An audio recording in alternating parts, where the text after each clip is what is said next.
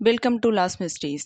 Today நம்ம சேனலில் நம்ம இந்திய நாட்டின் வரலாற்றையே உழுக்கின வரலாற்று புத்தகத்தினுடைய கருப்பு பக்கங்களை பற்றின கேஸை தான் பார்க்க போகிறோம். கேஸுக்குள்ளே போகலாம். 1993 மார்ச் 12 பாம்பே. பாம்பேயில் மக்கள் எல்லாருமே அவங்களுடைய அன்றாட வேலையை அன்னைக்கு தொடங்கியிருந்தாங்க. ரயில்வே ஸ்டேஷன், ஏர்போர்ட், இந்திய பங்குச்சந்தையினுடைய வணிக வளாகம், ரோட் அண்ட் மார்க்கெட் எல்லா இடமுமே மக்கள் கூட்டம் நிரம்பி வழிய ஆரம்பிக்குது. இந்த ஒரு சூழ்நிலையில தான் மக்கள் கூட்டமே சிதறி ஓட ஆரம்பிக்குது. என்னன்னு பார்த்தா அங்கே நடந்தது ஒரு மிகப்பெரிய பாம் பிளாஸ்ட். அன்னைக்கு மதியானம் 1:30 மணியில தான் இந்த நிகழ்வு நடக்குது. இது தொடர்ச்சியாக பாம்பே முழுக்கவே தொடர்ந்து 13 இடங்களில் வெடிக்க ஆரம்பிக்குது. இந்த நிகழ்வு வெறும் 1:30லிருந்து 3:20 மணிக்கு நேரத்துக்குள்ளே தான் நடக்குது. பாம்பே கொஞ்ச நேரத்தில் ஒரு சுடுகாடாக மாறி இருந்துச்சு. அங்கே பல பிணங்கள் தலை, கை, கால் எதுவுமே இல்லாமல் செதறி போய் யாரோட உடம்புனே கண்டுபிடிக்க முடியாத ஒரு கொடூரமான நிலைமையில தான் பாம்பேவே அன்னைக்கு இருந்தது. அன்றைய நாள் பாம்பேவோட நிலைமை இரத்த சரித்திரமாக மாறி இருந்துச்சு. ஏன்னா பாம்பேவே இரத்தத்தால் நிறைஞ்சிருந்துச்சு.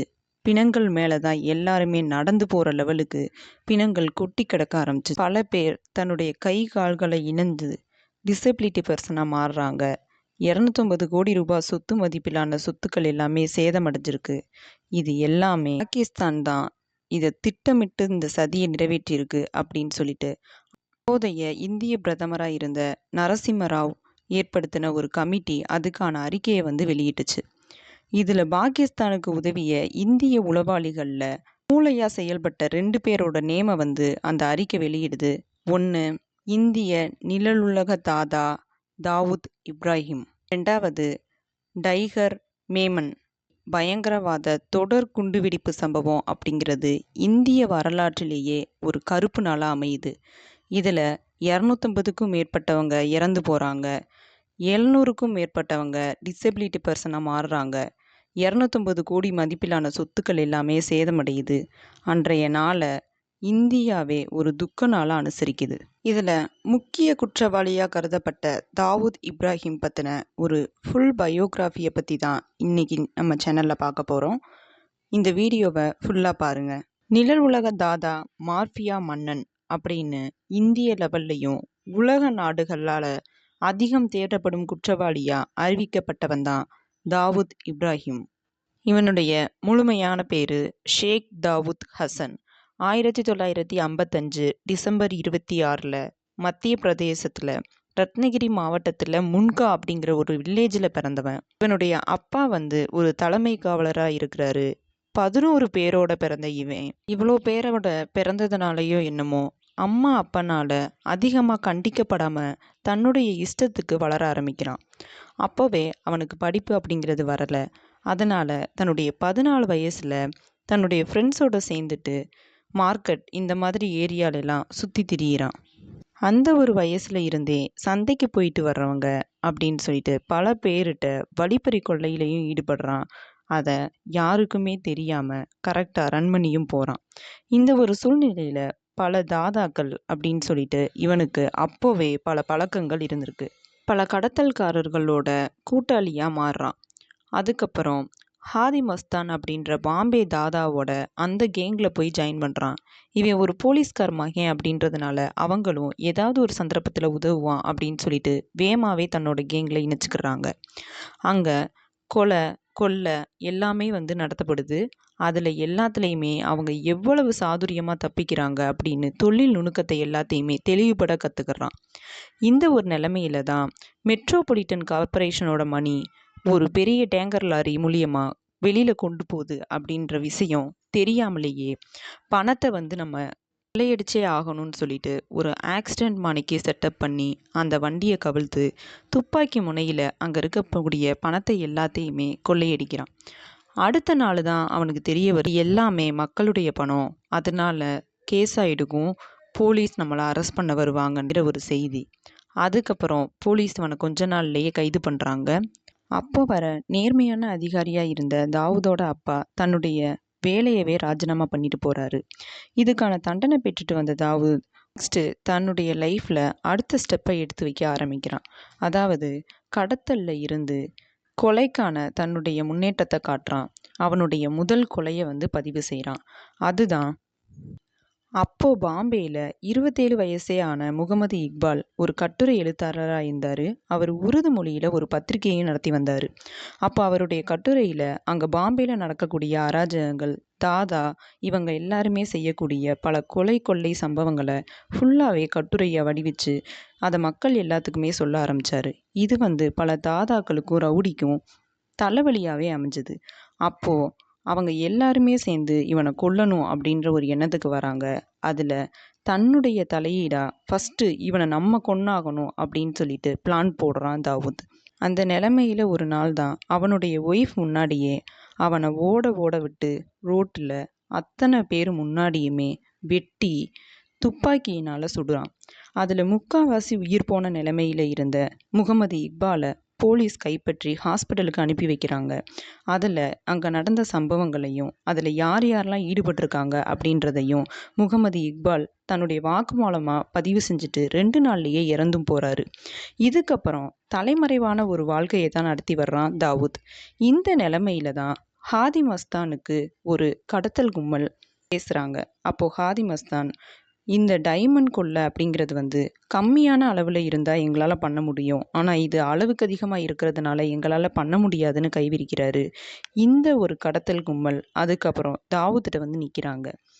இந்த ஒரு டைமண்ட் கடத்தலை இறந்து போன உடல்களில் உள்ள ஃபுல்லாக டைமண்டை வச்சு அதை ரொம்ப ஒரு சாதுரியமான ஒரு நுட்பமான முறையில் கையாண்டு அந்த கடத்தலை சக்ஸஸ்ஃபுல்லாக மாட்டான் தாவூத். இந்த கடத்தலுக்கு அப்புறமா ஒரு பெரிய ஒரு கேங்ஸ்டராக மாறுறான் தாவூத்.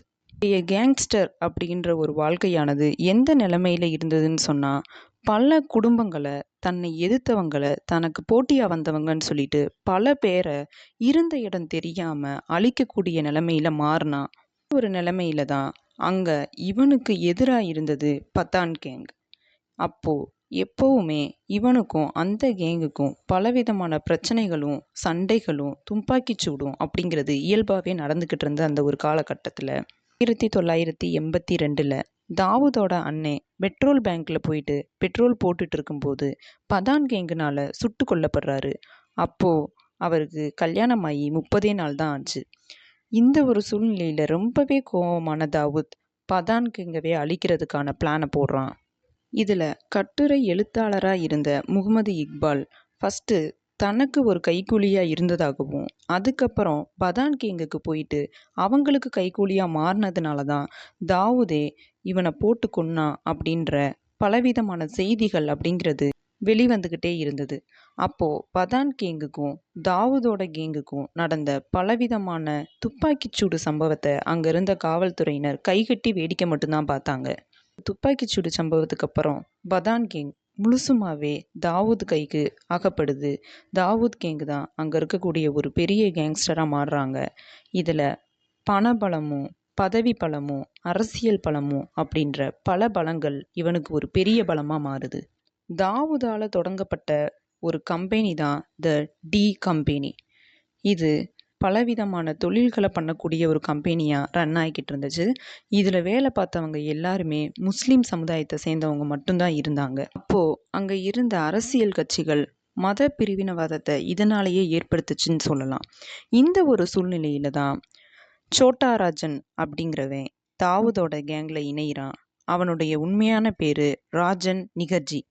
6 பேரோட பிறந்த இவன் பஞ்சம் பிழைக்கிறதுக்காண்டி மும்பைக்கு வரான். இதில் அவனுமே சின்ன வயசுலேருந்தே பலவிதமான கொலை கொள்ளை சம்பவத்திலெல்லாம் ஈடுபட்டு சின்ன ஒரு தாதாவிலிருந்து பெரிய தாதாவாக மாறிக்கிட்டு இருந்த அந்த சமயத்தில் தாவூதோட கேங்கில் இணைகிறான். இணைஞ்ச இவன் தாவூதுக்கு ஒரு வலது கையாகவே மாறிப்போனான். இவன் இணைஞ்ச பிறகு பலவிதமான தோட்டாக்களும் பலவிதமான நவீன ஆயுதங்களும் துருக்கியிலிருந்து பணம் கொடுத்து வாங்கப்பட்டுச்சு. அவனுடைய கேங்கில் இவன் நானா ஸ்பீடு அப்படின்னு சொல்லிட்டு பல ஒரு பேர்களில் அழைக்கப்படுறான். ஏன்னா இவங்களுடைய ஃப்ரெண்ட்ஷிப் அப்படிங்கிறது எந்த லெவலுக்கு இருந்ததுன்னா, தாவூத் நினச்சான் சோட்டா ராஜன் செஞ்சான் அப்படின்ற மாதிரி. ராஜன் படா ராஜன் அப்படின்ற ஒரு கேங்கில் இருந்து இவங்க கேங்குக்கு வந்தப்போ இந்த கேங் ஒரு மிகப்பெரிய கேங்ஸ்டராக உருவெடுக்குது. இவங்க 2 பேருமே பாம்பேக்குள்ள செய்யாத தொழில் அப்படிங்கிறதே கிடையாது. அதுலேயும் கஞ்சா கடத்தல், போதை மருந்துகள் கடத்தல், டைமண்ட் கடத்தல், கொலை, கொள்ளை, வழிப்பறி, பிராத்தல், சட்டவிரோதமான பல செயல்களில் ஈடுபடுறாங்க. எல்லாமே ஒரு சின்ன சின்ன அளவுகளில் இல்லை, அது எல்லாமே ஒரு மிகப்பெரிய அளவில் தான் இருந்தது அப்படின்னே சொல்லலாம். இதை எதிர்த்து கேட்க வந்தவங்க எல்லாருமே இருந்த இடமே தெரியாமல் அழிக்கப்படுறாங்க. அதில் நிறைய போலீஸார்களை இடமாற்றம் பண்ணுறதுலேருந்து தொடங்கி அவங்களுடைய வேலையவே பறிக்கக்கூடிய செயல் அளவுக்குமே இவனுடைய பலம் இருந்தது அப்படின்னே சொல்லலாம். இந்த ஒரு நிலையில தான் சோட்டா ராஜன்ட்ட தாவூத் ஒரு கொலை சம்மந்தப்பட்ட ஒரு கேஸை வந்து கொடுக்குறான். ஆனால் அந்த சமயத்தில் சோட்டா ராஜன் ஒரு பிரபலமான ஒரு கதாநாயகியோட இருந்ததுனால இந்த ஒரு விஷயத்தை கண்டுக்கிறாமல் இருந்திருக்கான். இதை கேட்டு ரொம்ப கோபமடைஞ்ச தாவூத் இந்த வேலையை தன்னோட டீமில் இருந்த சோட்டா ரஹீல் அப்படின்றவன்ட்ட கொடுக்குறான். இப்போது சோட்டா ரஹீல் சோட்டா ராஜன் சம்மந்தப்பட்ட நிறைய விஷயங்களை தாவூத்துக்கிட்ட சொன்னதுனாலையும் இப்போது சோட்டா ராஜனுக்கும் தாவூத்துக்கும் இடையேயான நட்பு அப்படிங்கிறதுல விரிசல் கொஞ்சம் கொஞ்சமாக விழ ஆரம்பிக்குது. இந்த நிலைமையில் தாவூத் பல விஷயங்களை சோட்டா ராஜன்கிட்ட இருந்து மறைக்கிறதாக சோட்டா ராஜன் நினைக்க ஆரம்பிக்கிறான். இதனால அந்த கேங்கை விட்டே வெளியேறான். இந்த கேங்கை விட்டு வெளியேறின சோட்டா ராஜன் அதுக்கப்புறம் இவங்களுக்கு ஆப்போசிட்டாக இருக்கக்கூடிய டைகர் டீம்கிட்ட போய் ஜாயின் பண்ணுறான். டைகர் டீம் ஒரு மிகப்பெரிய கேங்ஸ்டர். அவங்கள்ட்ட போயிட்டு இவன் சம்மந்தப்பட்ட நிறைய விஷயங்கள் தெரிஞ்சது எல்லாத்தையுமே சொல்கிறான். இப்போது அவங்களுக்கு இடையிலேயே ஒரு பெரிய கேங் வார் அப்படிங்கிறது வருது. சுருக்கமாக சொல்ல போனால் நம்ம தாவூத்தோட ஸ்டோரியை நம்ம கேஜிஎஃப் 1-2 2 பார்ட்டோடையுமே நம்ம மேக்ஸிமம் கம்பேர் பண்ணி பார்க்கலாம். அதாவது அதில் இருக்கக்கூடிய ஹீரோ அங்கே நடந்த எல்லா இதையுமே தட்டி கேட்டு அதுக்கப்புறம் அதே மாதிரி ஒரு கேங்ஸ்டராக மாறி அது மூலியமாக கிடைக்கக்கூடியதில் தன்னுடைய மக்களை வந்து நல்லபடியாக வச்சிட்டு இருந்தான். அப்படின்னாலும் தன்னுடைய சுயநலத்துக்காண்டி பல பொருட்களை பதுக்கினான். அதே மாதிரி தான் அந்த மாதிரி ஒரு கேங்ஸ்டராக தான் வளர்ந்து வந்தான் நம்ம தாவூத். தமக்கு விசுவாசமாக இருக்கவங்கள்ட்டையும் தமக்கு தேவையானவங்கள்ட்டையும் அவன் மிகப்பெரிய கொடை வள்ளலாகவும் தனக்கு தேவைப்படாதவங்களுக்கு ஒரு கொடூரனாகவும் இருந்தான். இந்த ஸ்டோரியை தொடர்ச்சியாக கேட்டுட்டு இருக்கவங்க அப்படியே கேஜிஎஃப் படத்தை மனசில் நினச்சிக்கிட்டீங்க அப்படின்னு சொன்னால் அந்த படத்தில் இருக்கக்கூடிய ஹீரோ யாஸுக்கு பதிலாக நம்ம தாவூத்தை அப்படியே இணைச்சிங்கன்னா கரெக்டாக அவனுடைய லைஃப் ஸ்டைல்லேருந்து இவன் முன்னேறி வந்ததுலேருந்து எல்லாமே வந்து அங்கே பாசிட்டிவாக காட்டப்பட்டிருந்தாலும் இங்கே ஃபுல்லாகவே நெகட்டிவாக இவனை எடுத்துகிட்டு போனோன்னா இந்த ஸ்டோரியை நீங்கள் தெளிவாக கவனிக்கலாம். தாவூத்துக்கும் டைகர் கேங்குக்கும் ஒரு கேங் வார் அப்படிங்கிறது போது அதில் நிறைய பேர் அந்த சைடும் இந்த சைடும்னு இறந்து போகிறாங்க. அப்படி இருந்துமே இதில் வின் பண்ணதும் தாவூத் தான். இப்படி படிப்படியாக பல கொலை, கொள்ளை, கடத்தல் அப்படின்னு பல மாஃபியாவை நடத்திட்டு வந்த ஒரு பாம்பே மன்னனாவே தன்னை உணர்ந்தான் தாவூத் இப்ராஹிம். இன்னும் இவனை பற்றின பல இன்ட்ரெஸ்டிங்கான ஸ்டோரிஸ் வந்து இருக்குது. அது எல்லாத்தையுமே நம்ம பார்ட் 2ல் கவனிக்கலாம். இந்த சேனலில் நிறைய பேர் பார்க்குறீங்க, ஆனால் சப்ஸ்கிரைப் பண்ணாமல் பார்த்துட்ருக்கீங்க. தயவு செஞ்சு சப்ஸ்கிரைப் பண்ணிவிட்டு பாருங்கள். இது போல் இன்ட்ரெஸ்டிங்கான பல ஸ்டோரிஸ் எல்லாத்தையுமே நான் உங்களுக்கு ஃபுல் எக்ஸ்ப்ளனேஷனோட தெளிவாக சொல்கிறேன். தேங்க்யூ.